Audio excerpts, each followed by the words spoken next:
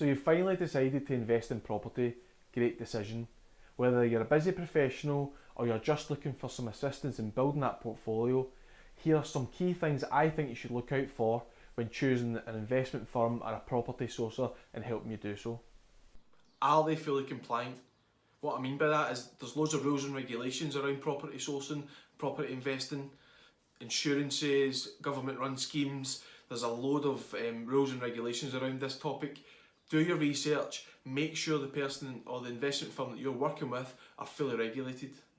Point number 2, terms of business. There should be a robust terms of business in place. This terms of business not only protects your interest but also protects the company's interest or the sourcer who you're working with. This terms of business should detail financial commitments that are expected from you and what the other business or the sourcer or the investment firm are going to deliver for that financial commitment. It should also detail the process of the full journey, and it really, if you think about the terms of business as a sort of concrete and the pillar of your relationship with this partner that you're going into business with, it should detail absolutely everything that is required, and there should be no grey area.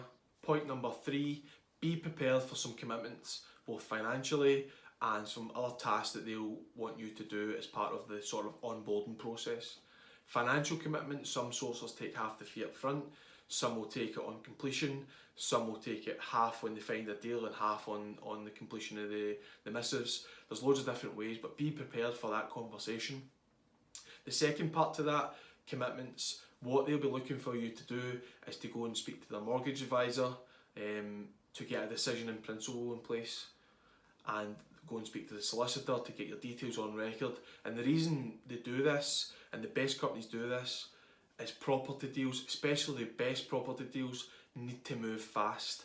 So if you've got a decision in principle in place and you're already got a relationship with the solicitor, your details are on board, not only can the agent and the company negotiate better because they're in a stronger position, but when the deals come up, because deals come from everywhere, they can move fast on it and act on it, and if they've got everything set up in place, then that allows the best ones to move quickly.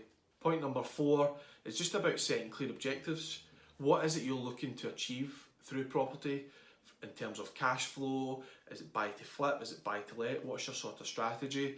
It's really important that this is thrashed out early on over a meeting or a conference call or a Skype call, and ensure this company or individual can deliver on it. It's really important, and also ensure that this is noted in the terms of business as well. It leaves no area of debate and a clear and concise conversation, and it will allow you and the company to act in your best interest. Point number 5, examples. Get them to send you some example deals that they've done or they've worked on in the past, or how they're going to structure the deals for you if it's a new investor or if it's a new investment company. Get them to send you over some example deals so that you can have a look at it and get a call with the company or the individual. Get them to talk you through what each point means, just so you've got a better understanding. And also, when a live deal does come your way, you've got a great understanding of what each number means and how it ticks every box. A real important point, get them to send you some example deals and talk about your investment criteria and what it's going to look like once a live deal comes over your way. Point number 6, do you know the person? Do you like them? Do you trust them? For me, one of the biggest things in business is trusting somebody and actually liking somebody.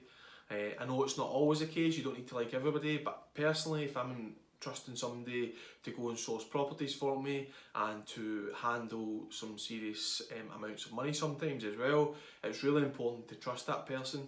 Now, this can be done over Skype. I know it's not always possible to meet up, but personally, I would always go and meet the investor, have a coffee, get to know them, build that sort of rapport, and it really allows for a more smooth, seamless process moving forward. So when a deal does come, you've already got that trust and that relationship built up, and it really just helps the whole process go a lot smoother. So for me, go and meet the person, get to know them, get to trust them. So that's it. Some of the key points that I think that you should be looking at and asking, engaging with investment businesses or property sourcers. It will really stand you in good stead and set you on a firm footing going forward in your property investment journey. I'd love to hear any comments or feedback below or if you want to drop me a direct message. I'd love to hear from you. Obviously there's loads of other points I'd love to share with you. If you want to find out any more, please drop me a line and I'll be happy to share some more advice. Thanks a lot.